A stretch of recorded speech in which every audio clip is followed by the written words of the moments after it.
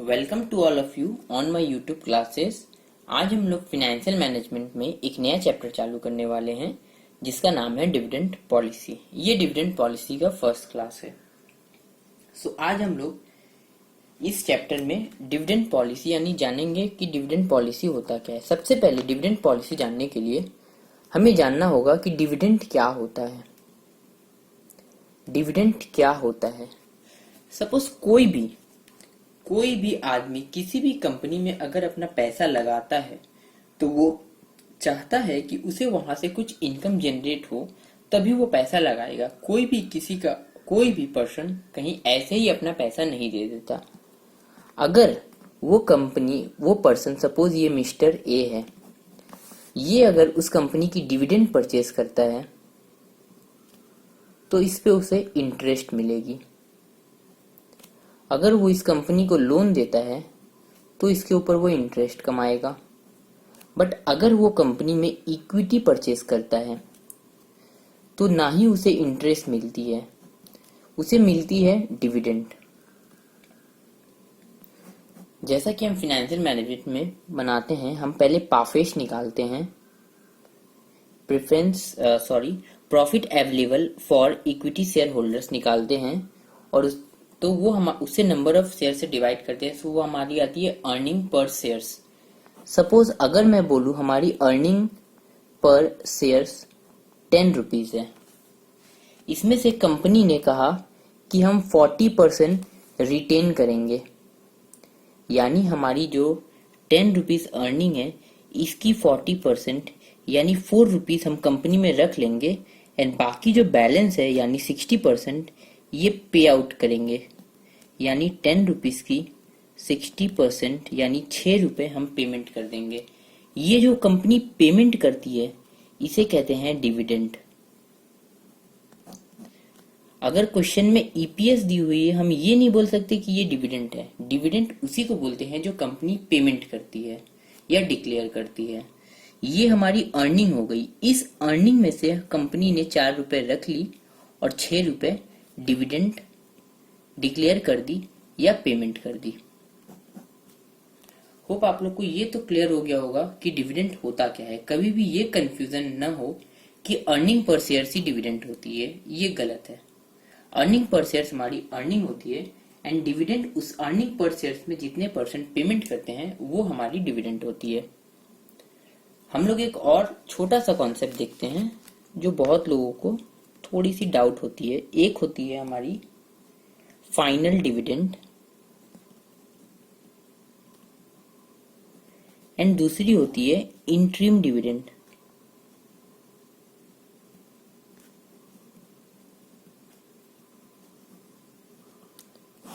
Interim dividend क्या होती है और फाइनल डिविडेंड क्या होती है? कंपनी हर साल एंड में जो प्रॉफिट कमाती है उसमें से वो बता देती है कि हमारे इक्विटी शेयर होल्डर्स को हम सपोज 50% या 60% या कोई भी percentage by whatever percentage दी हुई है ये पे आउट करती है।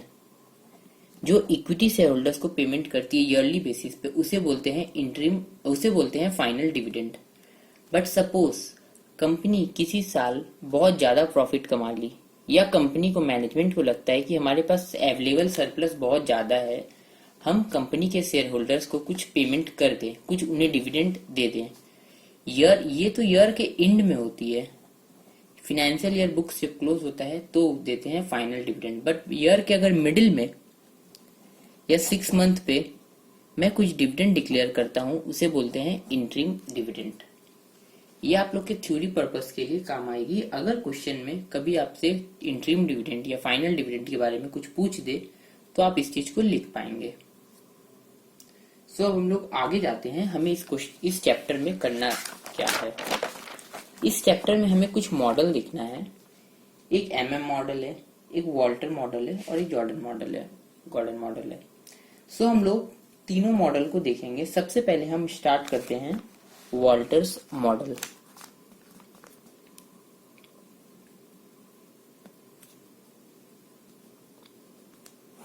ये मॉडल क्या बोलता है? ये मॉडल बोलता है डिविडेंड पॉलिसी हमारी जो कंपनी में हम डिविडेंड देंगे किसी को, अगर हम डिविडेंड शेयर होल्डर्स को डिविडेंड पेमेंट कर रहे हैं तो वो हमारी शेयर की जो प्राइस है, जो शेयर की वैल्यूएशन है, उसे इम्पैक्ट करेगी। यानी अगर मैं बोलूं हमारी current share price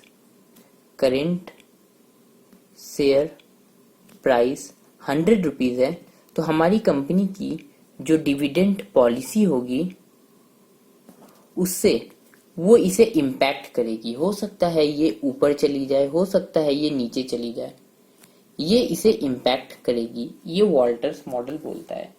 so Walter's model basically ये बोलता है डिविडेंड पॉलिसी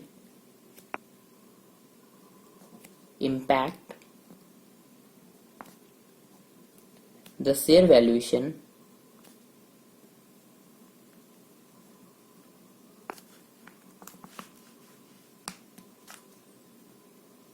क्लियर है?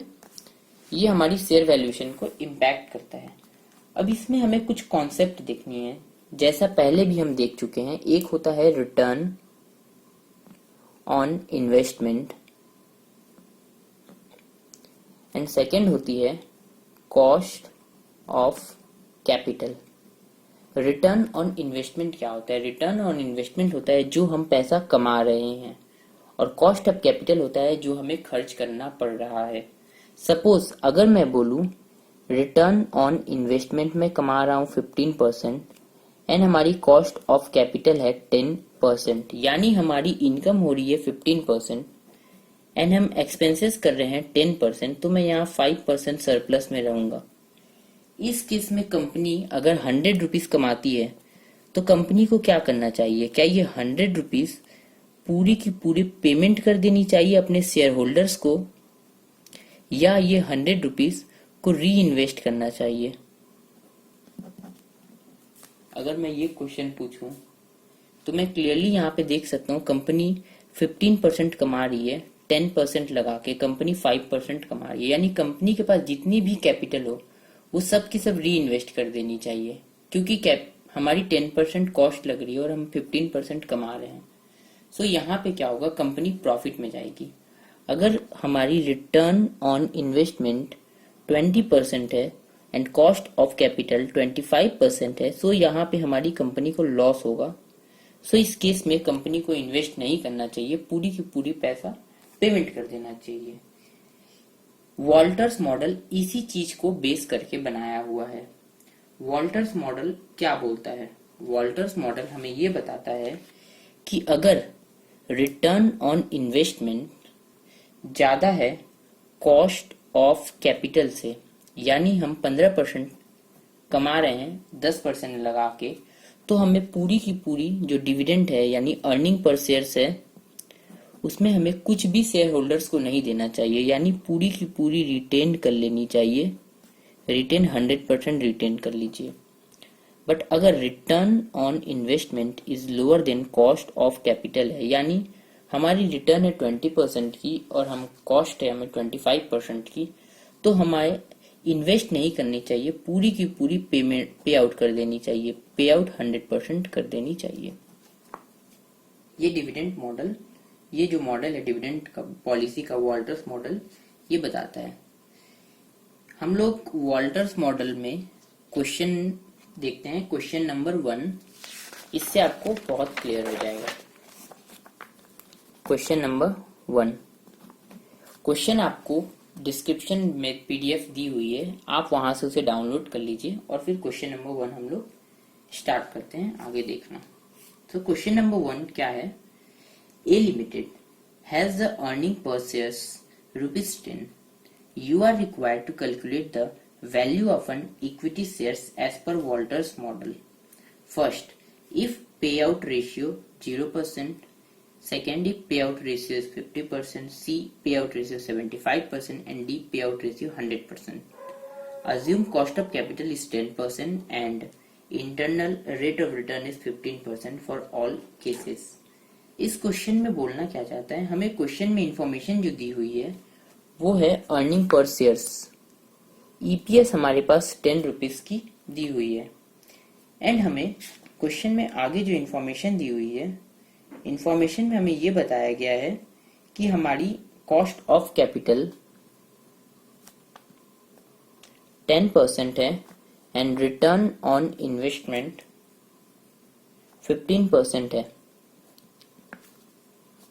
वॉल्टर्स मॉडल, ये अगर मैं वॉल्टर्स मॉडल के हिसाब से देखूं, हम लोग 15% कमा रहे हैं एंड 10% हमारी कॉस्ट है, तो इसके हिसाब से हमें पूरी की पूरी पैसा रिटेन कर लेनी चाहिए, हमें कुछ भी डिविडेंड पेमेंट नहीं करना चाहिए। तो इसी चीज को हम वॉल्टर्स मॉडल में, अगर वॉल्टर्स मॉडल का आप बुक में फॉर्मूला देखेंगे तो वो फॉर्मूला बहुत लंबा सा फॉर्मूला दिया हुआ रहता है। वो फॉर्मूला ऐसे दिया हुआ रहता है, P0 equal to dividend plus earning minus dividend into R by K whole divide by K. ये आपको बुक में ऐसी फॉर्मूला दी हुई रहेगी, बट आपको इस फॉर्मूला को रटना नहीं है। ये फॉर्मूला कुछ भी नहीं है, आपको सिंपल याद हो जाएगा। अगर मैं कॉस्ट निकालूं, हमारी शेयर्स की वैल्यू निकालूं, P0 जो शेयर्स की वैल्यू है, सबसे पहले मैं लूंगा डिविडेंड प्लस रिटेन्ड इनटू हमारी जो interest return on investment by cost of capital whole divided by cost of capital. इसमें क्या है, देखिए मैंने कुछ नहीं किया। हमारे पास, अगर मैं इसे सॉल्व करूं, हमारे पास 10 रुपए की अर्निंग पर शेयर्स है। मैं सबसे पहले क्वेश्चन 1 करता हूं। अगर हमारी पे आउट रेशियो 0% है, पे आउट रेशियो 0%, अगर हमें प्राइस निकालनी है, पे आउट रेशियो 0% है, यानी हम डिविडेंड कुछ भी नहीं दे रहे हैं। पे आउट रेशियो 0% की मतलब होगी हम पूरी की पूरी पैसे रिटर्न कर ले रहे हैं, डिविडेंड कुछ नहीं दे रहे, तो पे आउट 0 हो गई, यानी हमारी डिविडेंड जो हो गई plus retain earning into return by cost divide by cost. आपको ये फॉर्मूला नहीं याद करना, आपको ऐसे लिखना है कि अगर हम प्राइस निकालेंगे, हमारी डिविडेंड, पे आउट 0 है तो डिविडेंड हमारी 0 हो गई। रिटेन्ड अर्निंग, अगर हम पे आउट 0 दे रहे हैं तो रिटेन्ड यानी पूरी की पूरी 100 रिटेन हो गई, यानी हमारी ईपीएस है ये पूरी की पूरी रिटेन्ड हो गई। इनटू हम कमा कितना रहे हैं, हम कमा रहे हैं 0.15 और हमारी कॉस्ट है 0.10 होल डिवाइड बाई कॉस्ट है 0.10। याद रखना ये कॉस्ट है वो हमेशा नीचे आती है और 2 बार आती है। पहली बार इस 10 के साथ, यानी हमारी रिटेन्ड अर्निंग के साथ हम जितना कमा रहे हैं डिवाइड बाई हमारी कॉस्ट है एंड होल डिवाइड बाई हमारी कॉस्ट। अगर इसे हम सॉल्व करेंगे, ये हो गई 0, इसे मल्टीप्लाई करेंगे 15, यहाँ पे 10, ये 0.5, ये आ जाएगी 150। शेयर प्राइस हमारी 150। क्लियर है? पे आउट रेशियो अगर 0% होगा।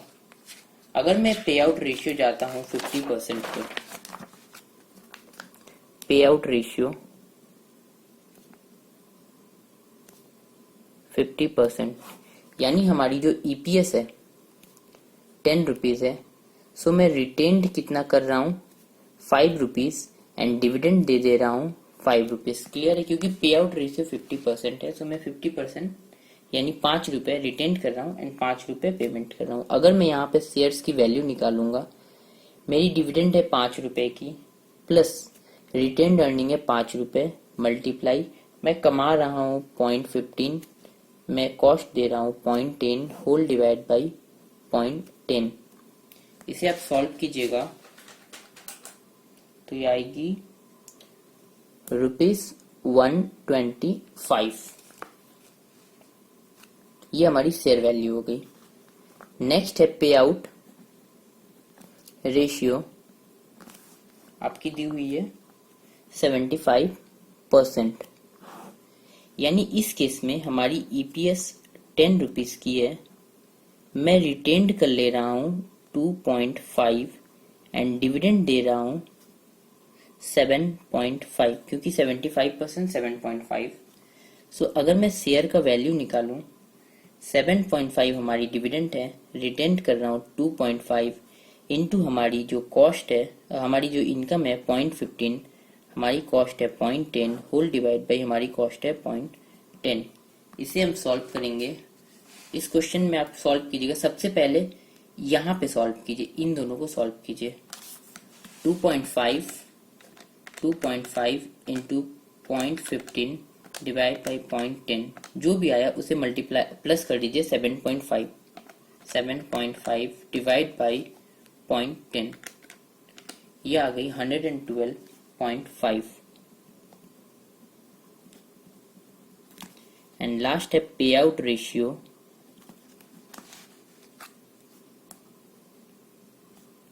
100%। अगर 100% पे आउट है, हमारी ईपीएस है 10, रिटेन्ड हमारी 0 हो जाएगी एंड डिविडेंड हो जाएगी पूरी की पूरी 100 यानी 10। सो हमारी डिविडेंड हो गई 10 रुपीज प्लस रिटेन्ड तो 0 है, 0.15 बाई 0.10 डिवाइड बाई 0.10, ये तो पूरी 0 हो गई, यानी 10 डिवाइड बाई 0.10 यानी ₹100। सो इस क्वेश्चन में आप लोगों ने एक चीज देखा होगा, अगर मैं 0% पे आउट कर रहा हूं तो हमारी आ रही है 150। अगर मैं 0% पे जा रहा हूं पे आउट पे तो आ रही है 150। अगर मैं 50% पे आउट पे जा रहा हूं तो आ रही है 125 वैल्यू। एंड अगर मैं 75 पे जा रहा हूं तो आ रही है हमारी 112.5। एंड जा रहा हूं मैं 100% पे तो हमारी वैल्यू आ रही है 100। सो ये एक तरीके से देखें तो आप ये जो बता रहा है, ये हमें ये बता रहा है क्योंकि हमारी 10% हमारी कॉस्ट है एंड 15% हमारी कॉस्ट है, वो 10% है, और हमारी रिटर्न जो आ रही है वो है 15%, यानी हम 5% की सेविंग कर रहे हैं। तो वॉल्टर मॉडल बोलता है हमें पूरी की पूरी पैसे इन्वेस्ट कर देनी चाहिए, यानी डिविडेंड पे आउट रेशियो 0% होना चाहिए। इसलिए देखिए 0% में शेयर वैल्यू हमारी सबसे ज्यादा आ रही है 150, और जैसे ही हम पेमेंट स्टार्ट करेंगे, जितनी ज्यादा पेमेंट करते जाएंगे हमारी शेयर की वैल्यू घटती जाएगी। सो वॉल्टर्स मॉडल बेसिकली हमें ये बताता है। आप लोग क्वेश्चन नंबर 2, ये आप लोग के लिए होमवर्क रहेगा, आप लोग इसे अपने से ट्राई कर लीजिएगा। नेक्स्ट क्लास में मैं इसका सॉल्यूशन दे दूंगा। अभी हम लोग आते हैं एक नया कॉन्सेप्ट पे, जो है नया कॉन्सेप्ट हम देखते हैं, एक नया मॉडल।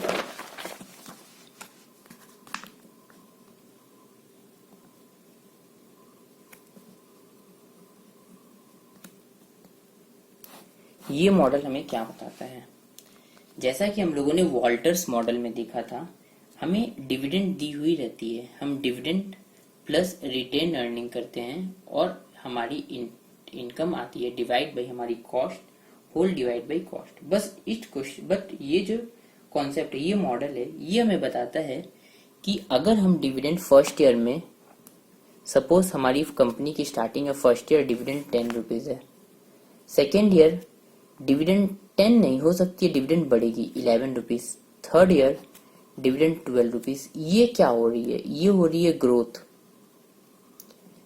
हम सेम अर्निंग तो कमाएंगे नहीं, अगर सेम अर्निंग कमाएंगे हर साल तो हमारे इन्वेस्टर हैं वो बोलेंगे आप तो सेम पैसा कमा रहे, आपकी कंपनी में ग्रोथ नहीं है।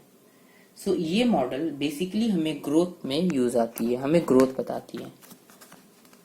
यहाँ पे आप देख रहे हैं 10 रुपए से 11 रुपए हो गई, 11 रुपए से 12 रुपए हो गई, यानी कुछ हमारी कंपनी में ग्रोथ है, इसकी वजह से हमारी इनकम भी ग्रो कर रही है।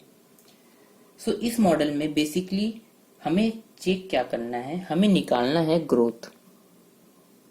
अगर क्वेश्चन में ग्रोथ दी हुई है तो ठीक है, आप सेम एज इट इज ले लेंगे। अगर क्वेश्चन में ग्रोथ नहीं दी हुई है तो ग्रोथ का फॉर्मूला होता है B इंटू आर। बी का मतलब क्या होता है, बी का मतलब होता है रिटेन्ड रेशियो। जैसा कि आपको पता है, अगर मैं बोलूं ईपीएस हमारी है 10 रुपीज, कंपनी ने रिटेन्ड कर ली है 25% एंड पे आउट कर दी है 75%, यानी मैं बोल सकता हूँ 2.5 रुपए कंपनी ने रख लिए एंड 7.5% पेमेंट कर दी, यानी 25% रिटेन्ड अर्निंग हो गई। सो रिटेन्ड रेशियो हमारी 25% हो गई एंड आर हमारी हो गई internal rate of return. Internal rate of return या रिटर्न ऑन इन्वेस्टमेंट भी बोल सकते हैं। बहुत बार क्वेश्चन में इंटरनल रेट ऑफ रिटर्न या रिटर्न ऑन इन्वेस्टमेंट दिया हुआ रहता है, यानी हम जिससे कमा रहे, यानी हमारी ग्रोथ होगी रिटेन रेशियो, यानी हम जितने पैसे रख रहे हैं और उसके ऊपर हम जितना कमा रहे हैं, ये होती है हमारी ग्रोथ। सेम अगर मैं यहाँ पे निकालूं प्राइस शेयर वैल्यू, तो हमारी शेयर वैल्यू आएगी डिविडेंड डिवाइड बाय हमारी जो कॉस्ट आ रही है माइनस ग्रोथ कर देंगे। आपको इसमें बुक में बहुत सारे फॉर्मूले दिए हुए रहते हैं, आपको वो नहीं रटना। आपको बस सिंपल एक कॉन्सेप्ट करना है, dividend by cost minus growth कर लेना है। इसको हम लोग आगे क्वेश्चन से देखते हैं। Question number 3। क्वेश्चन नंबर 3 क्या दी हुई है? क्वेश्चन नंबर 3 दी हुई है, alpha limited has internal rate of return is 12% and cost of capital is 10%. Given earning per shares is ₹12. Find the value of this share if dividend payout ratio is 1 25%, second 75%, third 100%.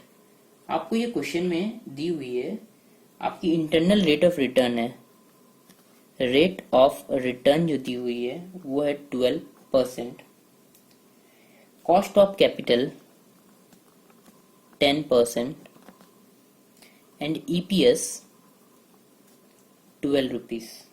आपसे question में पूछा है कि आपको value बतानी है shares की। पहला है 25% पे आउट रेशियो, सेकेंड है 75% पे आउट रेशियो एंड थर्ड है 100% पे आउट रेशियो। सो जैसा कि मैंने आपको बताया था, अगर हमें शेयर्स की वैल्यू पता करनी है तो हमें क्या करना होगा, dividend by cost minus growth करनी होगी। सो इस क्वेश्चन को हम पहले देखते हैं 25% पे आउट रेशियो पे। पे out ratio is 25%।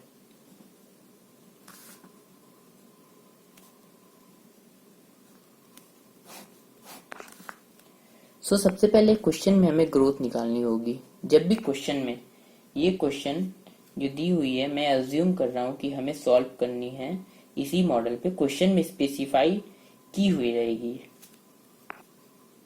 Growth rate, growth B into R। आपको क्वेश्चन में स्पेसिफाई करना होगा, यहाँ साइड में आप लिख सकते हैं B equal to and R equal to जो मैंने आपको बताया है, retain and internal rate of return. अब आप देखिए यहाँ पे पे आउट रेशियो 25% है, यानी मैं 25% पेमेंट कर दे रहा हूँ, यानी हमारी जो रिटेन रेशियो है वो 75% है। 25% में पेमेंट कर रहा हूँ तो 75% में रख ले रहा हूँ, इनटू हमारी जो इंटरनल रेट ऑफ रिटर्न है वो 12% है। सो क्वेश्चन में बहुत सारे स्टूडेंट क्या करते हैं, 75% है डिवाइड बाई 100 करते हैं, फिर इंटू 12 डिवाइड बाई 100 करते हैं, फिर जो भी आता है उसे फिर 100 से मल्टीप्लाई करते हैं परसेंटेज लाने के लिए। आपको कुछ नहीं करना, 75% इंटू 12%, आपको क्या करना है 75 इंटू 12% निकालना है। 75 इंटू 12%, ये आ रही है हमारी 9%। सो हमारी ग्रोथ मिल गई 9%। अगर मैं शेयर का वैल्यू निकाल, डिविडेंड क्वेश्चन में है, अर्निंग पर शेयर से EPS जो है वो 12 रुपीज की है एंड पे आउट रेशियो है 25%, यानी हमारी डिविडेंड हो गई 12 की 25%, 3 रुपीज। ये हो गई डिविडेंड बाई हमारी कॉस्ट है, कॉस्ट हमें दी हुई है 10% यानी 0.10 माइनस ग्रोथ है 9% यानी 0.09। इसे मैं सॉल्व करूंगा, 3 डिवाइड बाई 0.01, ये आ जाएगी अमाउंट ₹300। होप आप लोग को यहाँ तक क्लियर हो गया होगा। अब नेक्स्ट हम देखते हैं पे आउट रेशियो 75%। पे आउट रेशियो 75%, मैं यहाँ पे ग्रोथ निकालूंगा B इंटू R। पे आउट रेशियो 75 है, यानी हमारी रिटेन्ड हो गई 25% और रेट 20%, ये आ जाएगी 5%। मैं यहाँ पे शेयर की जो वैल्यू है वो हमारी हो गई 12 रुपीज EPS है, उसकी 75% पेमेंट कर रहा हूँ, यानी 9 रुपीज में डिविडेंड पेमेंट कर रहा हूँ। हमारी जो कॉस्ट है 0.10, ग्रोथ है 5 यानी 0.05। इसे हम सॉल्व करेंगे, ₹180। थर्ड है पे आउट रेशियो 100%। इसमें हमारी जो ग्रोथ है, हम पेमेंट पूरी की पूरी 100 कर दे रहे हैं, यानी बी इंटू आर, ये रिटेंड यानी हमारी 0% हो रही है, एंड रेट जो हो गई 20%, तो हमारी ग्रोथ हो गई 0%। सो यहाँ पे सिंपल होगा, डिविडेंड जो कि मैंने पूरी की पूरी 100% यानी 12 रुपीज डिविडेंड दे दी है, एंड हमारी कॉस्ट है 0.10 माइनस 0.0 क्योंकि ग्रोथ कुछ है ही नहीं, आ जाएगी हमारी ₹120। सो होप आप लोग को ये क्लियर हो गया होगा कि इस मॉडल में क्वेश्चन को कैसे सॉल्व करते हैं। अगर क्वेश्चन में स्पेसिफाई नहीं किया हुआ है किस मॉडल से सॉल्व करना है, अगर क्वेश्चन में आपको क्वेश्चन में ग्रोथ दी हुई है तो हमें इसी मॉडल से सॉल्व करना होगा। अगर क्वेश्चन में स्पेसिफाई कर दी गई है किस मॉडल से सॉल्व करना है तो आपको उस मॉडल के हिसाब से सॉल्व करना होगा। आप लोग क्वेश्चन नंबर 4 खुद से ट्राई कीजिएगा, इसके बाद हम लोग आगे देखेंगे।